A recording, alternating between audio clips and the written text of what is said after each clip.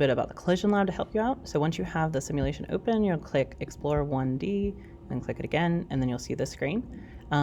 Basically in the lab, you're gonna change either the mass, or whether it's elastic or inelastic. So like part one, the first scenario, you're setting equal masses. So you can change that down here by just clicking and then typing it in. And it doesn't matter what the mass you pick, you just want them the same, and then you'll record that in your lab sheet. So trial one, you'll record it, your mass will stay the same before and after. So the first table is before, second table is after.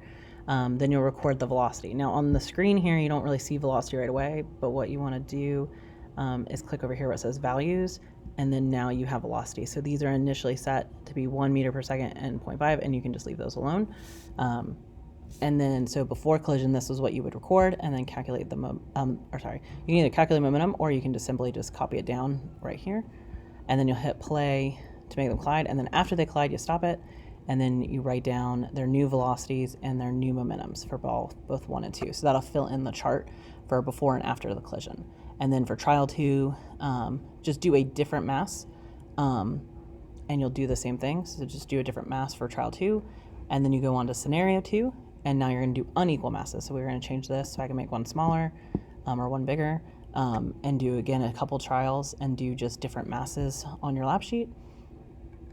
And then for part 2, you're going to include an inelastic collision. So over here where it says elasticity, we want to start off with it keeping it elastic, and now you're going to do some sort of inelasticity. It doesn't matter where you pick, but just pick something.